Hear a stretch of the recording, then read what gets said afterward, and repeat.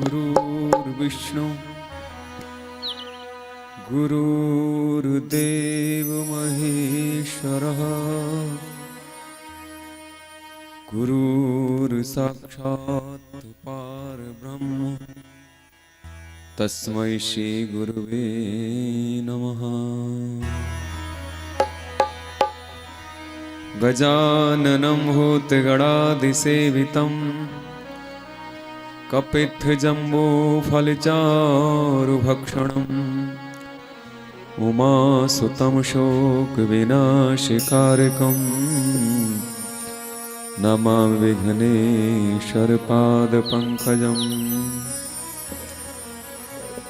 हंसासने समाहितां दिव्यरूपां सरस्वती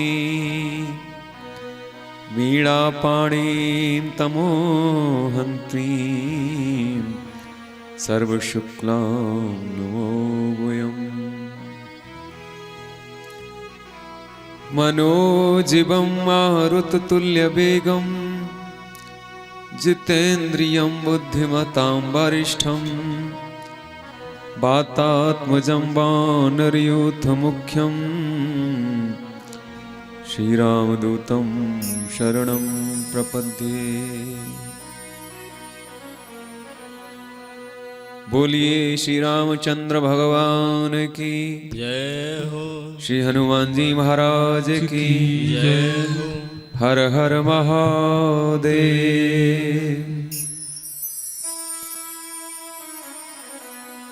सुन माता शाखा मृग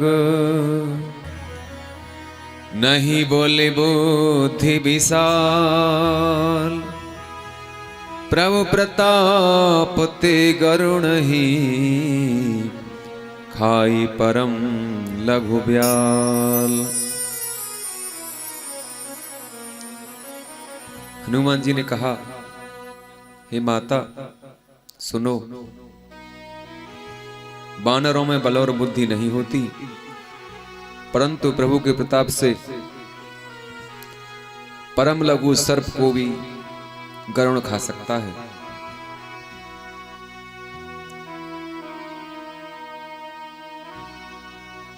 मन संतोष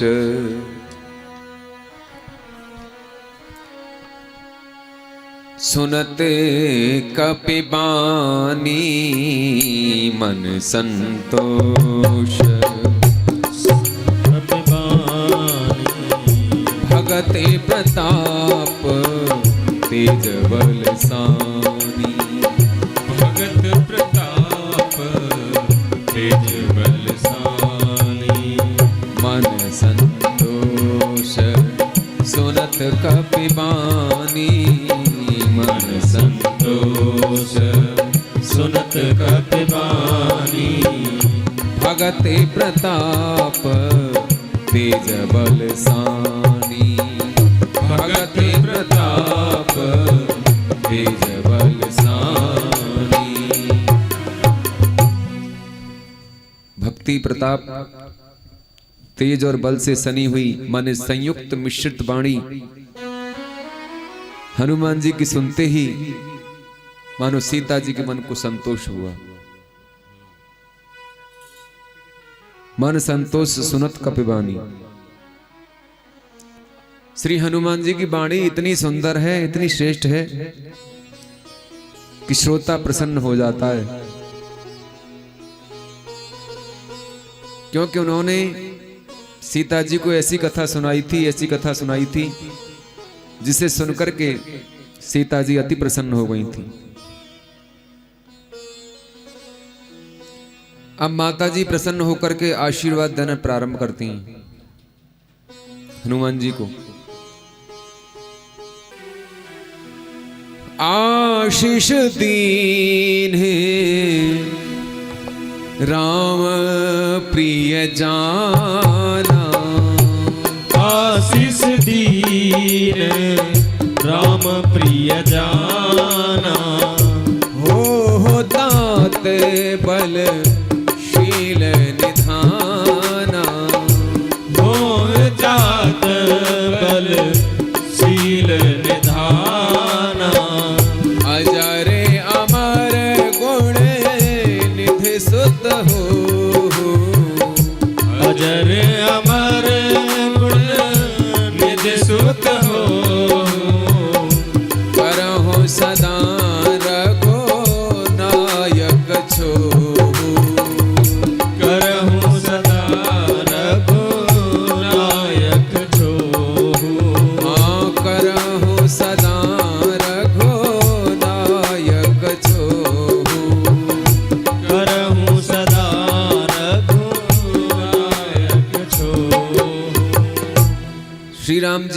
ये जानकर माताजी ने उन्हें आशीर्वाद दिया, कहा हे तात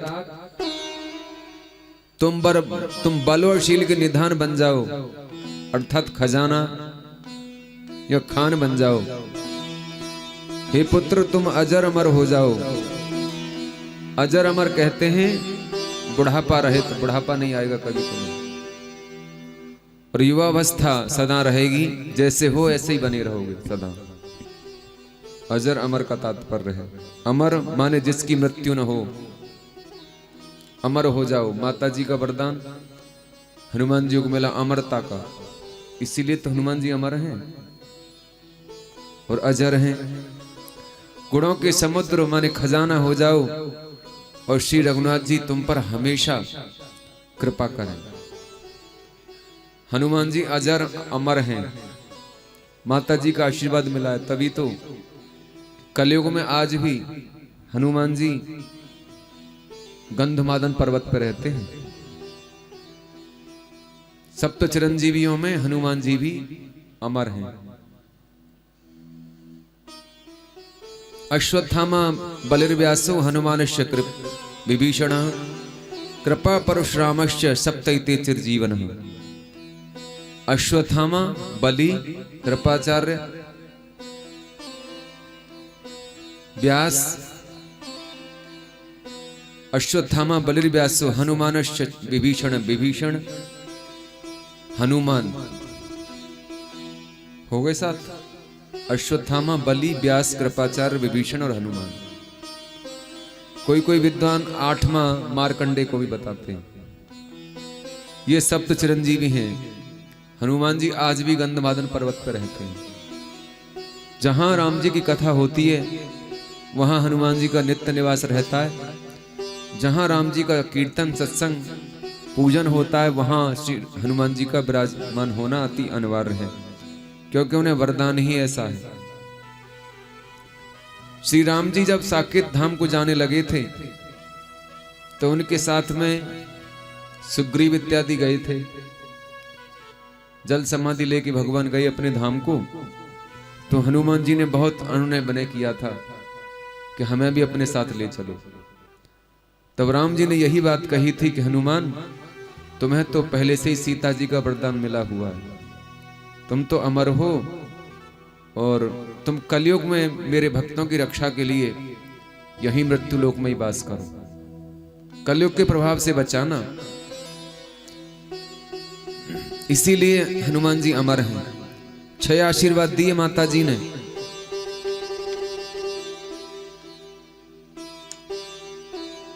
क्योंकि अब तक हनुमान जी ने 6 काम ही किए थे। कौन कौन से 6 काम किए? माता जी ने एक एक कार्य के बदले एक एक आशीर्वाद दिया। पहला काम किया मुद्रिका दी। श्री रामचंद्र जी के गुणों का वर्णन किया। रामचंद्र गुण वर्णन ही लागा और कथा सुनाई और माता जी को विश्वास दिलाया। और 5वां संदेश कहा और 6ठा धीरज दिया। इसलिए माता जी ने भी 6 आशीर्वाद दिए। बल, शील, अजर, अमर, गुणनिधि और रघुनायक छोहु। माने रघुनाथ की कृपा हमेशा तुम्हारे ऊपर बनी रहे। बाद में कहा है कि रघुनाथ की कृपा तुम्हारे ऊपर हमेशा बनी रहे। सबसे अंत में यह आशीर्वाद दिया। हनुमान जी को तो यही चाहा था, यही चाहना थी। इतने आशीर्वाद दिए, कुछ नहीं बोले। और जब रघुनाथ छोहु वाली बात कही तो हनुमान जी अति प्रसन्न हुए। अब हनुमान जी कहते हैं, हे माता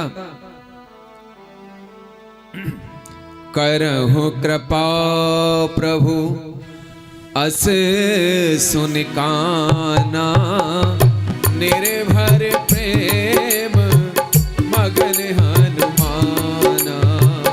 करहु कृपा प्रभु अस सुन काना, निर्भर प्रेम मगन हनुमाना।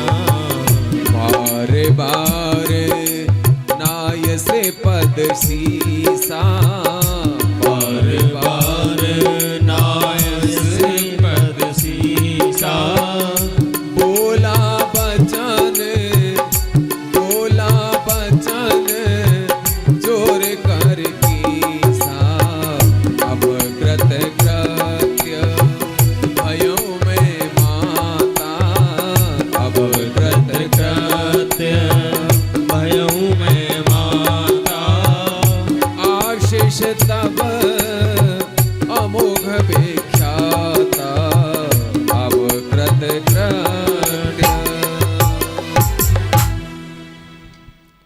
प्रभु कृपा करें।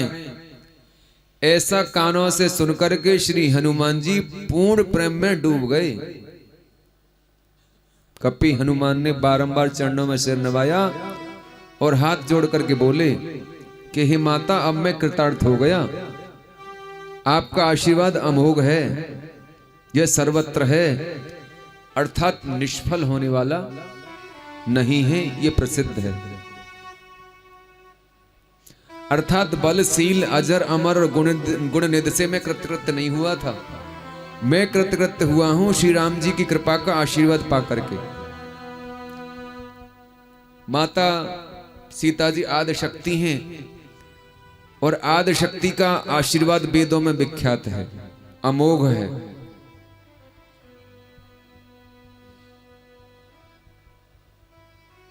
सज्जनों, अब आगे जब माँ ने ऐसे आशीर्वाद दिए तो बालक की तरह बन गए हनुमान। बिल्कुल जैसे बालक नहीं कहता, बालक कहता है माता मुझे भूख लग रही है, बिल्कुल बच्चे की तरह भोले भाले हनुमान कहते हैं मात, हे माता सोना हो माते मोहे अतिशय भूखा। सुनहु मात मोहे अतिशय भूखा। लाग देखे सुंदर फल रूखा। लाग देख सुंदर फल रूखा। सुने सुत करहे विपिन रखवारी। सुन सुत करही विपिन रखवारी।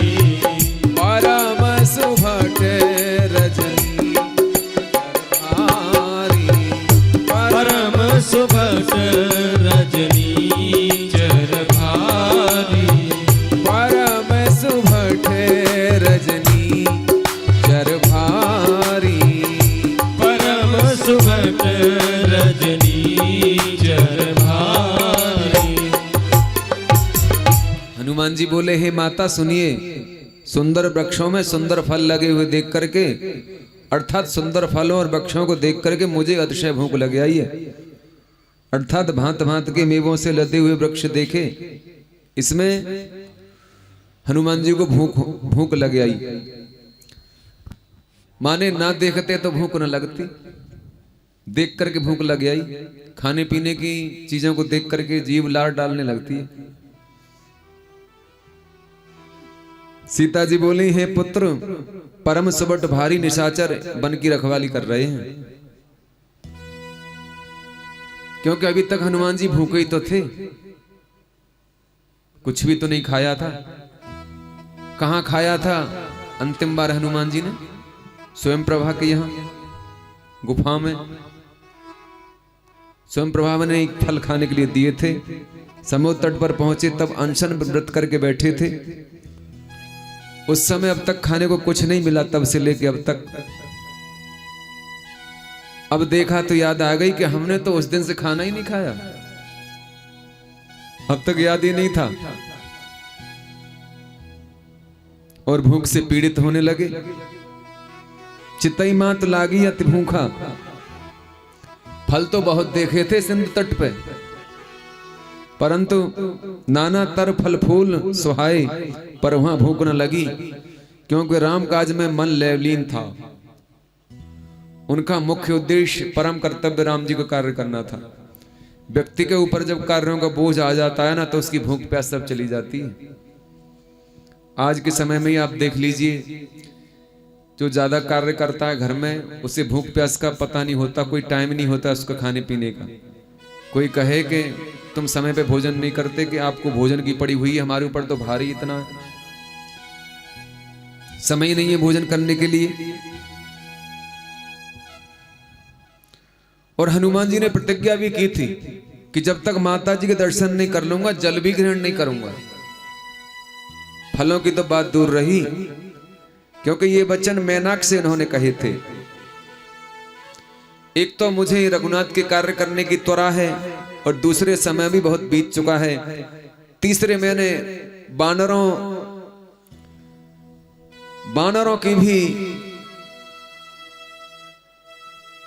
जिम्मेदारी ली है, जो बानर वहां भूखे बैठे होंगे बेचारे, मैं कैसे खा सकता हूं? वो भी तो मेरी प्रतीक्षा में बैठे, मैं कैसे खा सकता हूं? इसी से अब तक उन्हें भूख की खबर ही नहीं थी कि भूख होती क्या है। आदमी पर कोई विपत्ति आ जाती है तो भूख प्यास भी चली जाती है, परंतु यहां हनुमान जी तो राम काज में लीन थे। किंतु जब माता जी ने हर प्रकार से उनको स्वतंत्र कर दिया और आशीर्वाद दे दिया, तो हनुमान जी को भूख भी लगने लगी, और इतनी जोर की भूख लगने लगी कि रुका नहीं जा रहा उनसे। सीता माता कहती है, पुत्र यहां बड़े बड़े भारी रजनीचर घूम रहे हैं, निशाचर घूम रहे हैं यहाँ पे। तिनकर भय माता मोह नाही, तिनकर भय माता मोह नाही, जो तुम सुख मानव मन माही। मुझे उन निशाचरों का भय नहीं है। यदि आप मन में सुख माने, अर्थात यदि आप सुख न माने तो सर्व भय है। यदि आप मन में सुख माने तो कोई भय नहीं, और यदि आप मेरे इस कार्य से मन में सुख न माने तो भय है। माता की इच्छा में ही उनकी इच्छा है। मुझे तो उनका भय होगा, उनसे मुझे नहीं हो सकता। मुझसे उनको भय लगेगा, माने राक्षसों को, मुझे उनसे भय नहीं हो सकता, क्योंकि माता जी को तो पहले ही अपना रूप दिखा चुके हैं। देखे बुद्धि बल निपुण कपे, कहो जान की जाहो। कपे कहो जान की जाहो। रघुपति चरण हृदय धरे, तात मधुर फल खाओ। सियावर राम जय जय राम, मेरे भगवान करो कल्याण।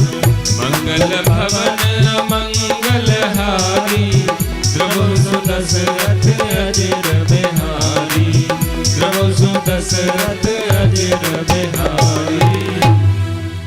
श्री हनुमान जी की बुद्धि और बल, इनको निपुण देख करके जानकी जी ने कहा कि जाओ, हे तात, रघुनाथ जी के चरणों में हृदय में धारण करके मधुर फल खाओ।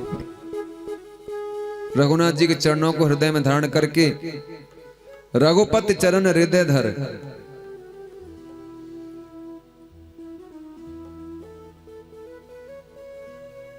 रघु माने जीव और पति माने रक्षक, माने जो जीव की रक्षा करने वाले हैं, उस परमात्मा के नाम को हृदय में धारण करो। रघुपति, रघु माने जीव और पति माने रक्षक, जो जीवन मात्र के रक्षक हैं। अतः इनके चरणों को हृदय में धारण करने से अवश्य तुम्हारी रक्षा होगी। मधुर फल खाओ। अब हनुमान जी चले, माता जी को प्रणाम करके चले उनाए सिरो पैठे बागा। चले उनार सिर बैठे बागा।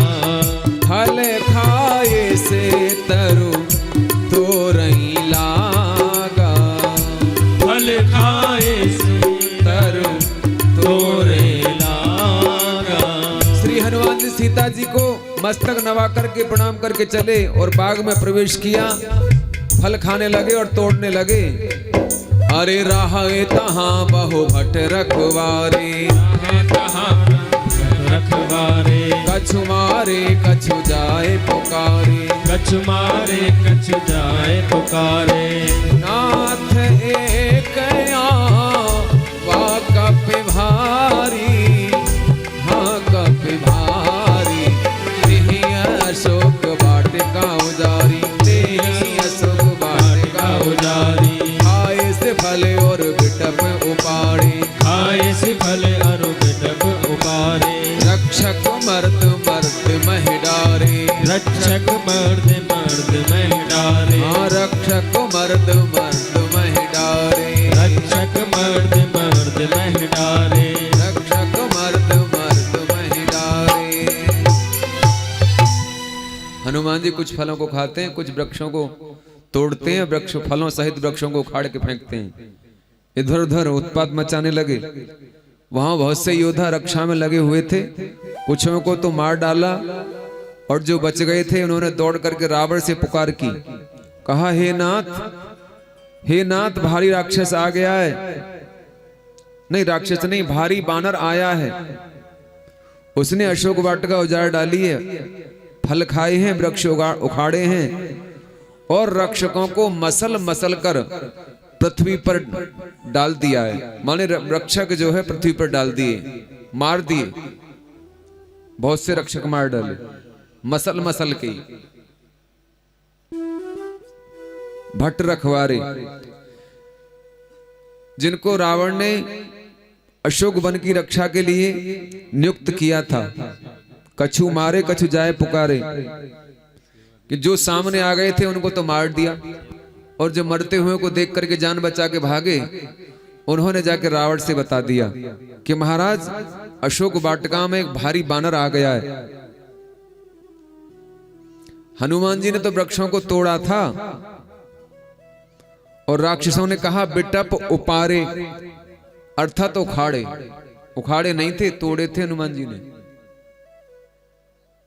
राक्षसों ने जाके कहा उखाड़े। ऐसा क्यों? हनुमान जी को पहले क्रोध नहीं था, बानर स्वभाव से वृक्ष तोड़े। जब रक्षा लड़ने को सामने आ गए तब वे क्रोध से वृक्षों को उखाड़ने भी लगे। कहने वाले ने उखाड़ते हुए देखा, इसलिए रावण से आके कहा कि वृक्ष उखाड़ डाले उस बानर ने। सुने रावण पठये भटनाना, नहीं देख गरजेउ हनुमाना।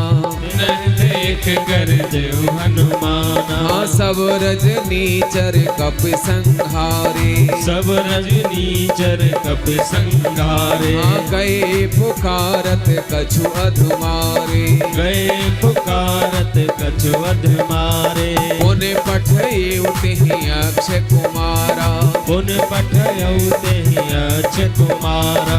चला संगले सुभट अपारा, चला संगले सुभट अपारा।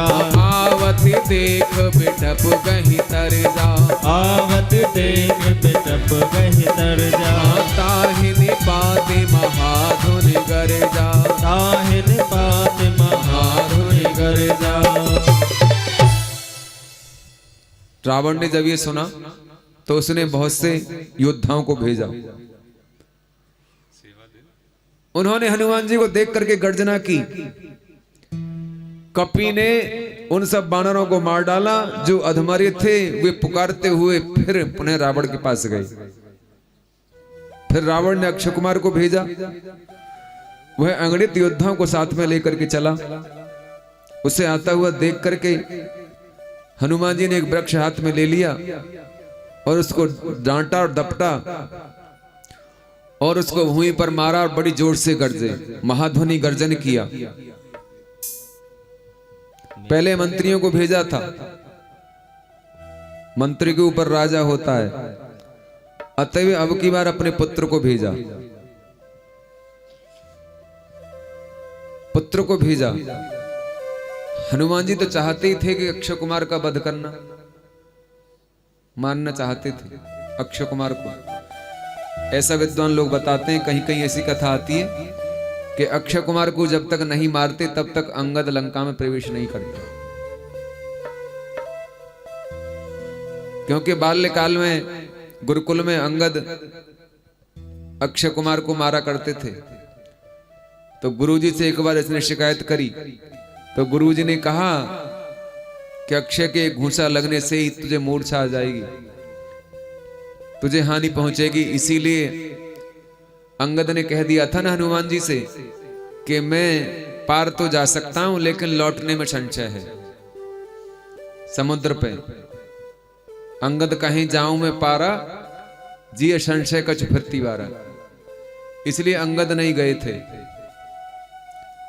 अब जब अक्षय कुमार को मारेंगे हनुमान जी तब अंगद ही तो जाएंगे पहली बार शांति दूत बन करके। कछु मारे छ कछु मर्द से और कछु को मिलाए धरे कछु मारे से कुछ मर्दसी कछु मिलाए कछु पुन जाए पुकारे प्रभु मर कट भल भूर सिया जय जय राम मेरे भगवान करो कल्याण मंगल भवन अमंगल हारी प्रभु सुदशरथ अजिरथ हारी प्रभु सुदशरथ अजिरथ हारी। हनुमान जी ने कुछ को तो मारा, कुछ को मसल डाला, कुछ को पकड़ के धूल में मिला दिया और कुछ पुनः जाकर पुकार कर रहे हैं कि हे प्रभु, बानर बल का समूह अर्थात परम बलवान है, उससे हमें बचाओ।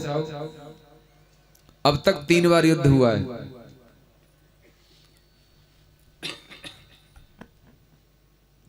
प्रथम युद्ध में मर्दन कहा, दूसरे में संहार और तीसरे में सेना पार्थी, इससे उसमें कई क्रियाएं की, मारा, मर्दन किया, धूल में मिलाया।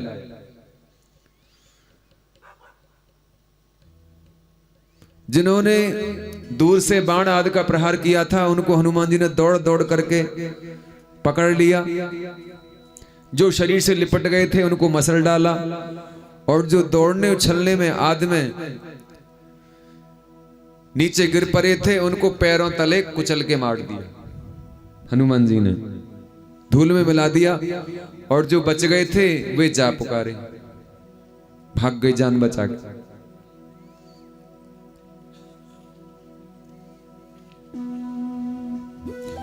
अब ये समाचार रावण को मिला, अक्षय कुमार का वध कर दिया है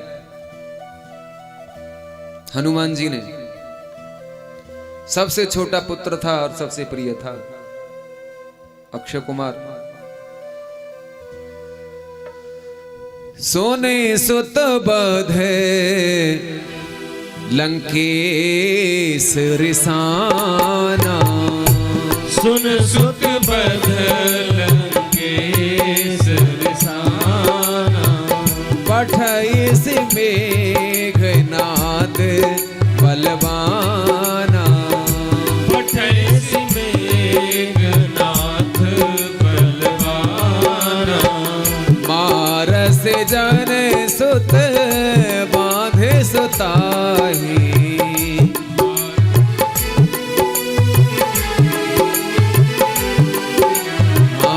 देखिए काफी है कहाँ कर आही, देखिए कभी कहाँ कर आई, हाँ देखिए काफी है कहाँ कर आही, देखिए कभी कहाँ कर आई।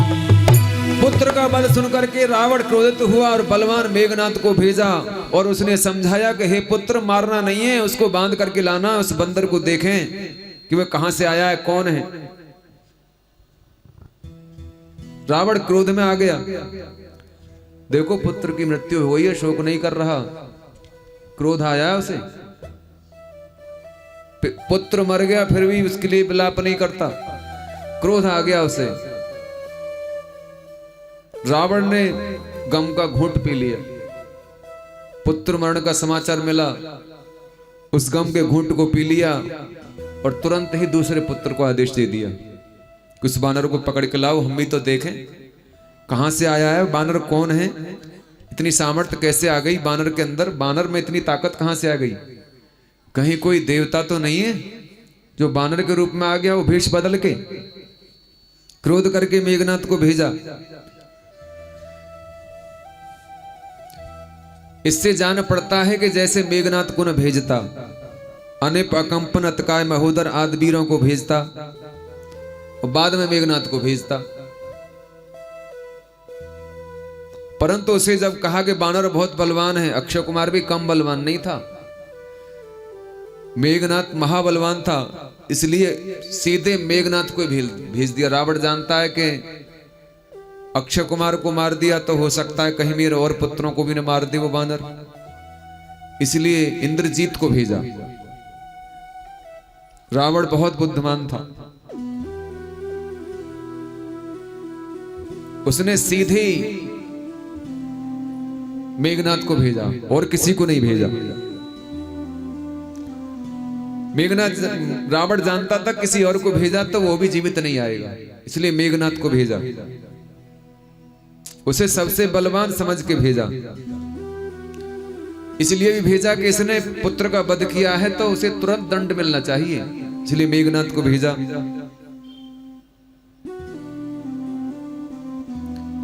मेघनाद तो महाबलवान था, इंद्रिय जीत था, इसने इंद्र को जीता था,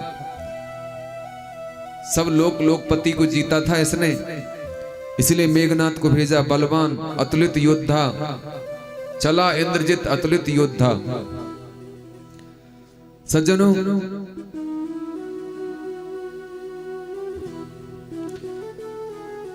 चला इंद्रजित अतुलित योद्धा, बंधु निधन सुन उपजा क्रोधा। कपि देखा दारुण भट आवा, कट कटाए गर्जा और धावा। चला इंद्रजित अतुलित योद्धा, अतुलित योद्धा, इंद्र को भी जीतने वाला मेघनाद चला।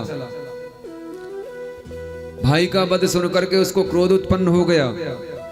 हनुमान जी ने देखा कि इस बार तो बड़ा भयंकर योद्धा आया है, तब दांत कटकटाकर क्रोध करके गर्जा और दौड़ा।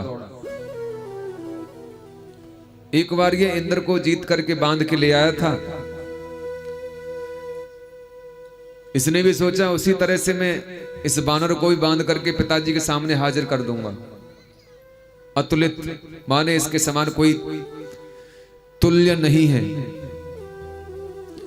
इंद्र को इसने बंदी बना लिया था, ब्रह्मा के कहने में आके छोड़ा था, ब्रह्मा जी ने कहा था, और ब्रह्मा जी ने ऐसा एक रथ भी इसको दिया था जो मायावी रथ था, जिसे लेके आकाश में कहीं भी जा सकता था। ये इसके पास ऐसा दिव्य रथ था मेघनाद के पास, बदले में रथ लिया था इसने, तब इंद्र को छोड़ा, तब से इंद्रजित कहलाता है ये।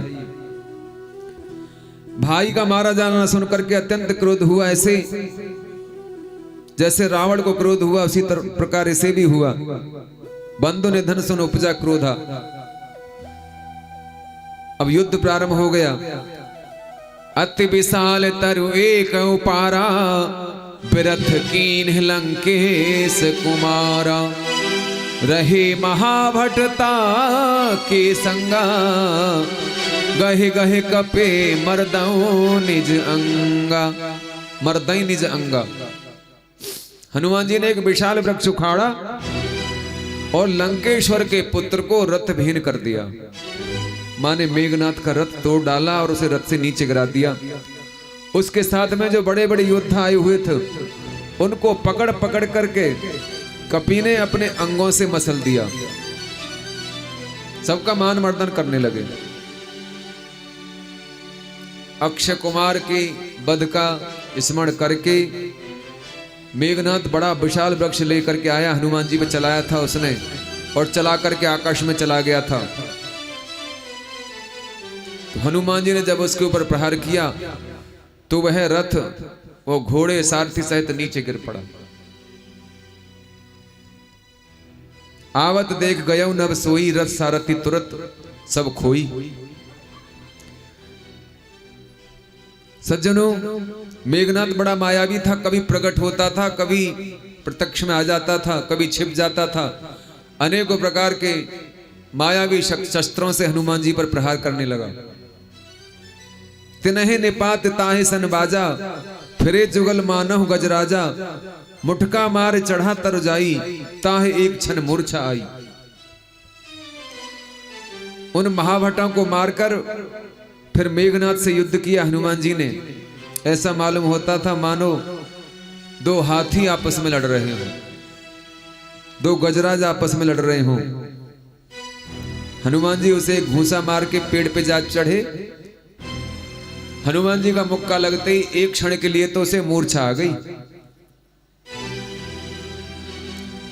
अपने होश आया, फिर हनुमान जी से भिड़ गया। बड़ा भयंकर युद्ध हो रहा। यहां मेघनाद के बल की भी परीक्षा थी। मेघनाथ भी सोच रहा था कि मेरे समान कोई योद्धा नहीं है, आज पता चलेगा किससे टक्कर हुई है।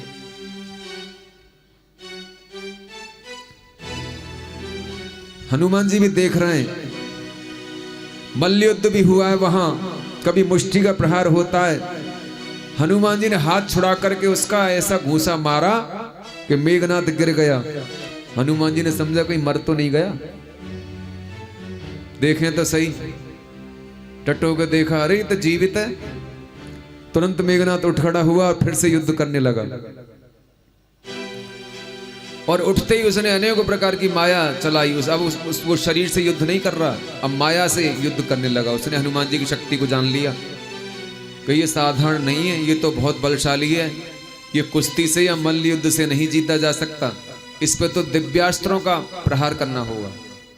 उठ बहोर कीने से बहुमाया, जीत न जाए प्रभंजन जाया। फिर उसने उठ करके बहुत माया की, परंतु हनुमान जी उससे जीते नहीं जाते इतने पर भी। अब उसने विचार किया कि हनुमान जी को कैसे मैं बांधूं इस बानर को, और पिता से कह करके भी आया है और मूर्छित भी कर दिया एक बार, बड़ा अपमान हो रहा है, वैसे इंद्रजित कहलाता है। क्या करें, बांध करके ले जाना है, जैसे इंद्र को बांध के लाए थे इस बानर को भी बांध के ले जाना है। तो मन में विचार कर रहा है अनेकों प्रकार से। तुलसीदास जी कहते हैं, मन कीन्हे विचार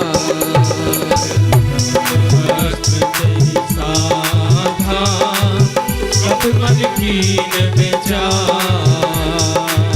जो न ब्रह्म सर मानो, महिमा मिटई अपार। सियावर राम जय जय राम, मेरे भगवान करो कल्याण।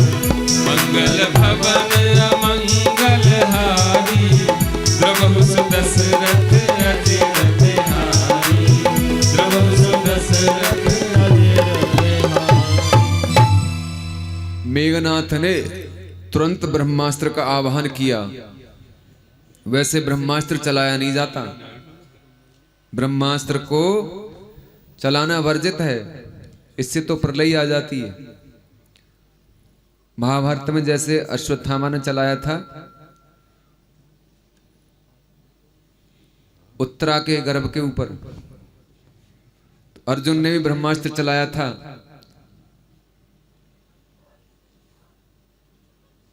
तो वह विद्या देखो द्रोणाचार्य ने ब्रह्मास्त्र संधान की विद्या अपने पुत्र को नहीं दी थी, अर्जुन को दी थी। इतना प्रिय था अर्जुन द्रोणाचार्य के लिए। अपने पुत्र को ब्रह्मास्त्र को शांत करने की विद्या नहीं दी थी, अर्जुन को दी थी। तो अर्जुन ने दोनों ब्रह्मास्त्रों को शांत किया था। महाभारत में तो ऐसी कथा है कि बीच में वेदव्यास आ गए थे। शास्त्र के विरुद्ध है ब्रह्मास्त्र को चलाना। तो मेघनाथ विचार कर रहा है ब्रह्मास्त्र को चलाने से पहले, क्योंकि वह तो हर प्रकार से हार गया था।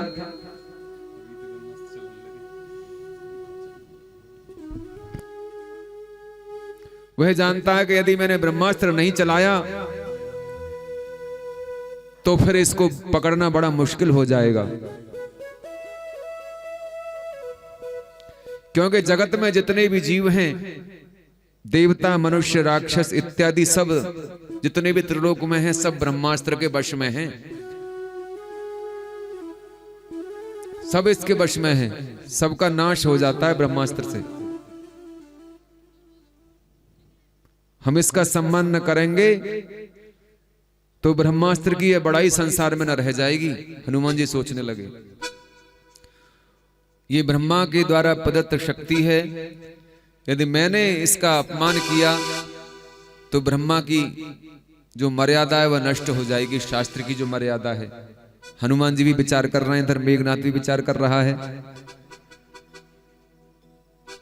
अमोघ बाण के निष्फल होने पर मेघनाथ ने विचार किया था, अमोघ बाण निष्फल हो गया, तभी मेघनाथ समझ गया था कि यह बानर अबद्ध है।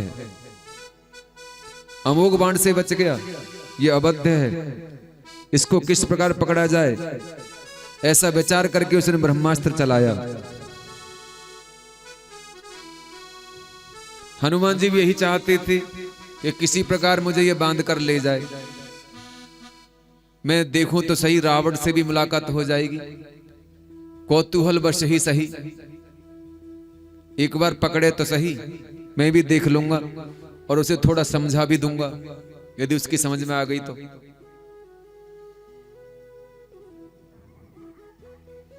हनुमान जी कह रहे हैं मुझे तो ब्रह्मा जी से ऐसा वर मिला है कि मुझे तो कोई शस्त्र बांध ही नहीं सकता। हनुमान जी को तो वर था, सब देवताओं ने अपने अपने वर दिए थे। जब इंद्र ने उनके ऊपर वज्र का प्रहार किया था ठुड्डी पे, यहाँ पे हनु नाम, हनु पे, तब से तो नाम उनका हनुमान पड़ा है। तब तो देवताओं ने अपने अपने शक्तियों से वरदान दिया था कि हनुमान जी आपके ऊपर हमारी शक्ति कोई काम नहीं करेगी, आप बिल्कुल हमारी शक्तियों से स्वतंत्र रहोगे, कोई हानि नहीं पहुंचाएंगे। तो हनुमान जी तो जानते थे ब्रह्मास्त्र मेरा कुछ भी नहीं बिगाड़ सकता, परंतु फिर भी जौन ब्रह्मसर मानव महिमा मिटाए अपार। यदि मैं ब्रह्मास्त्र को नहीं मानता हूं तो ब्रह्मास्त्र की महिमा नष्ट हो जाएगी, इसलिए हनुमान जी जानबूझकर बंधने के लिए तैयार हो गए। ब्रह्म बाण कपि कहते ही मारा, बाण कपि कहते ही मारा, बरते हो बार कटक संहारा, बरते बार कटक संहारा। देखा कपि मूर्छित भयो, देखा कपि मूर्छित भयो, देखा कपि मूर्छित भयो। नाग फांस बांध ले गयो, नाग पास बांध से ले गयो, नाग फांस बांध ले गयो, नाग पास बांध से ले गयो। उसने माने मेघनाथ ने देखा कपि मूर्छित हो गया ब्रह्म बाण से। हनुमान जी ऐसे गिरे जैसे कि यथार्थ में ही मूर्छित हो गए हो, और मूर्छित हुए भी थे वो, कि मर्यादा थी ऐसी ब्रह्मास्त्र की। मूर्छित तो वो यथार्थ में हुए थे, नाटक नहीं कर रहे थे। वृक्ष से नीचे गिर पड़े और गिरते समय उन्होंने अपना शरीर बढ़ा दिया। ये देखो लीला, बहुत से राक्षस नीचे दब के मर गए। बोले पवन सुत हनुमान की जय हो। जहां तक उसकी सेना खड़ी थी वहां तक इतना देह बढ़ाया कि सारे राक्षस दब करके नीचे पिस गए,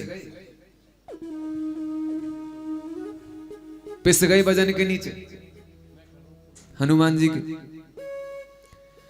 मेघनाथ ने देखा कि अब कपि मूर्छित हो गया है, तब उसने नाग फांस में बांध लिया, नाग फांस में बांधा, नाग फांस में बांधा। जैसे ब्रह्मास्त्र व्यर्थ नहीं हुआ, ऐसे नाग फांस भी व्यर्थ नहीं होगा।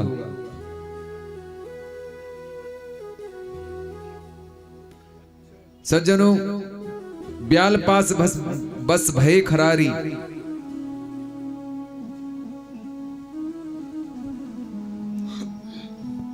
जब वो इंद्र को बांधा था मेघनाथ ने, तो ब्रह्मा जी ने इसे छुड़ाने के बदले ब्रह्मास्त्र दिया था और कहा था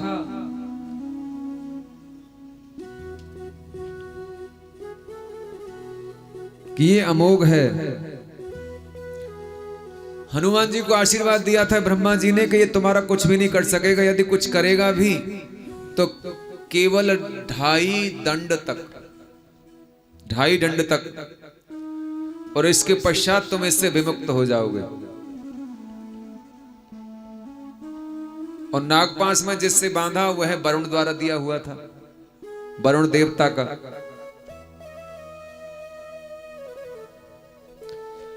मेघनाथ ने ब्रह्मा को खोल दिया, नागफांस में बांध दिया।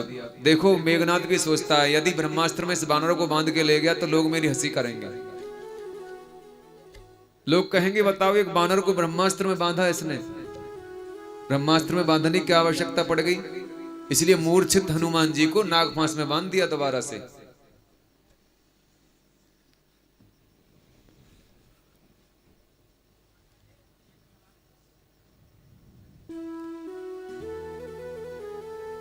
नाग फांस में बांध कर ले गया।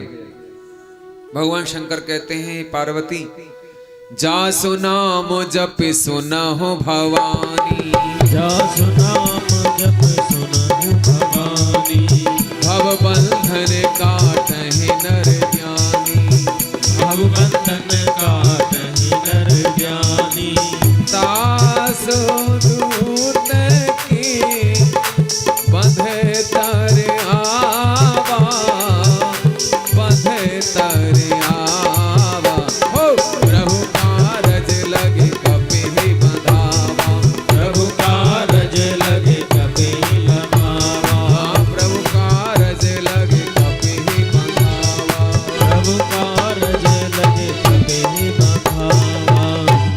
भगवान शंकर कहते हैं हे भवानी, जिसका नाम जप करके ज्ञानवान मनुष्य भवसागर से पार हो जाते हैं, सारे बंधन उनके कट जाते हैं, उनका दूत क्या बंधन में आ सकता है भला?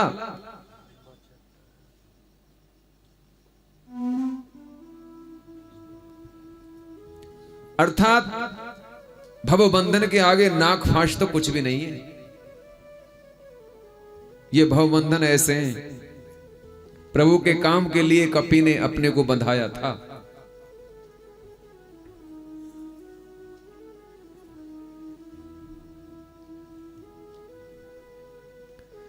अब आगे देखो, मेघनाद लेकर के गया हनुमान जी को और पहुंच गया दशमुखी सभा में। कपि बंधन सुने निशाचर धाये, कौतुक लागे सभा सब आए। कपि बंधन सुने निशाचर धाये, कौतुक लागे सभा सब आए। दशमुख सभा देख कपि जाए, कहे न जाए कछु अति प्रभुताई। दशमुख सभा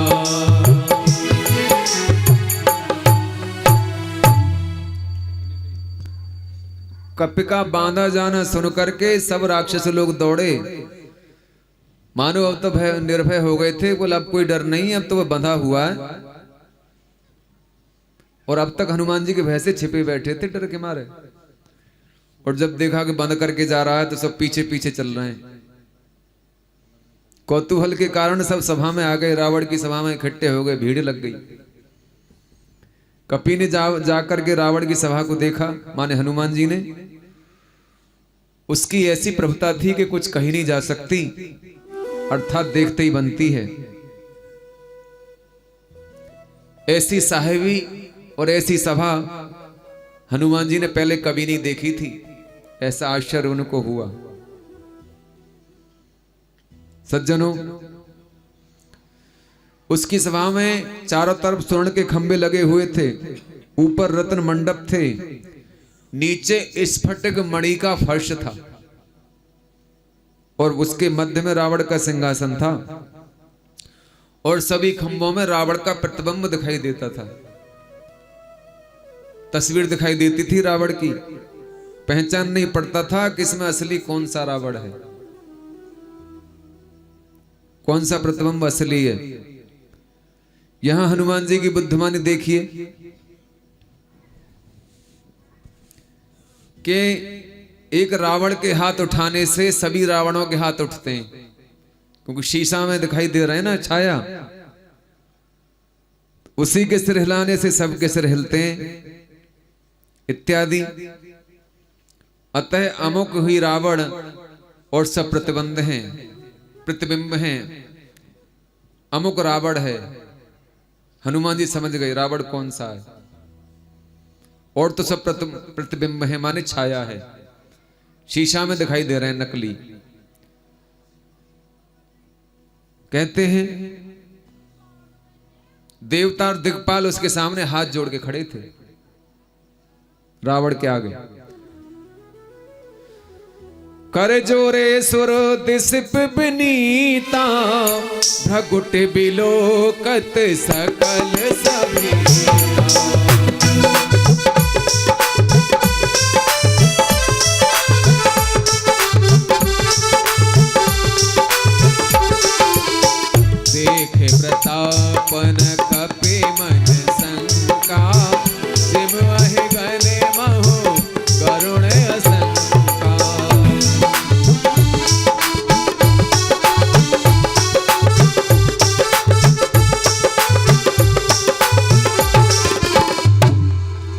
देवता और दिक्पाल हाथ जोड़ के बड़ी नम्रता से भय के साथ रावण की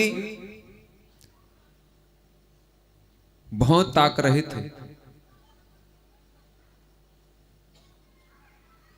ये सब देख करके भी हनुमान जी के मन में कोई डर नहीं हुआ, ना कोई शंका हुई। वे वैसे ही निशंक रहे जैसे पहले थे। जैसे सर्पों के बीच में गरुड़ निशंक रहते हैं, उन्हें कोई डर नहीं होता।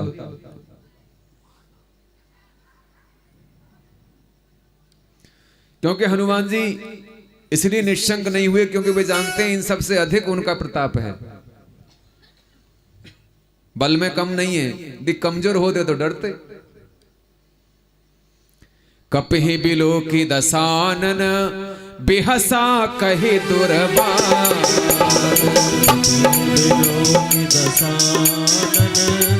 बेहसा कहे दुर्बान, सुत बधे सुरती